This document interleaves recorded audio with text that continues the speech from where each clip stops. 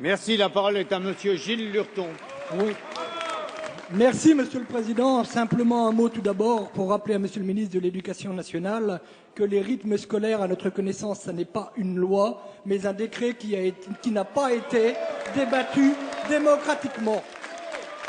Mais ma question s'adresse à Monsieur le Premier ministre. Monsieur le Premier ministre. On n'écoute que Monsieur Lurton. Monsieur le Premier ministre, la France et la Bretagne grondent. À travers ces manifestations devenues quotidiennes, à travers aussi ces dégradations des biens publics que nous condamnons fermement, c'est un sentiment de détresse, un appel au secours, une profonde désespérance qui s'exprime. Avec l'ensemble de mes collègues parlementaires, j'ai participé à la première consultation à la préfecture de région pour soutenir un secteur agroalimentaire qui représente en Bretagne plus de 70 000 emplois.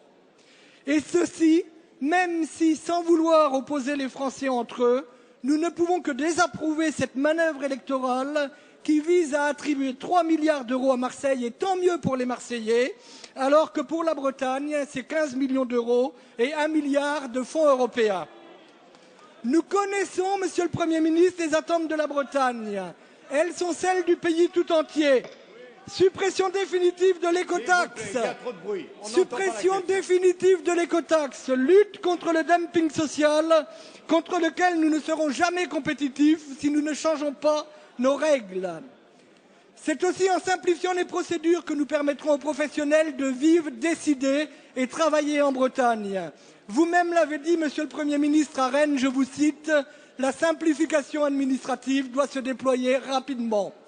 Mais alors même que vous nous annoncez ce choc de simplification, les nouveaux arrêtés mis en consultation publique pour la modernisation des installations classées pour la protection de l'environnement annoncent un véritable choc de complexification. Merci. La parole est à Monsieur Stéphane Le Foll, ministre de l'Agriculture, de l'Agroalimentaire et de la Forêt. Attendez, le pacte d'avenir pour la Bretagne. Et vous avez indiqué un chiffre d'aide qui ne correspond pas du tout aux engagements qui ont été pris, ni lors de la présentation de ce pacte d'avenir par le Premier ministre, ni sur les engagements qui seront ceux de l'État dans le cadre de la négociation du contrat d'État avec la région Bretagne, qui va être accéléré. Ces 15 millions étaient faits au moment où il y a eu la crise sur la volaille pour apporter des aides immédiates en trésorerie et en investissement aux entreprises comme aux producteurs qui connaissaient des difficultés, et nous continuons à discuter leur mise en œuvre. Au-delà de ces 15 millions, avait été annoncé de manière claire, et ça a été oublié, qu'1 milliard d'euros étaient mobilisés, à la fois par la Banque publique d'investissement et aussi dans le cadre du plan d'investissement d'avenir. La réunion que j'ai eue à Rennes vendredi dernier a permis de faire un tour de table très clair avec l'ensemble des entreprises de l'industrie agroalimentaire breton. Et au-delà de ce qui a déjà été fléché par la Banque publique d'investissement, c'est-à-dire plus de 500 millions d'euros, le constat a été fait que l'investissement en Bretagne serait autour de 1,5 milliard d'euros soutenus par la Banque publique d'investissement.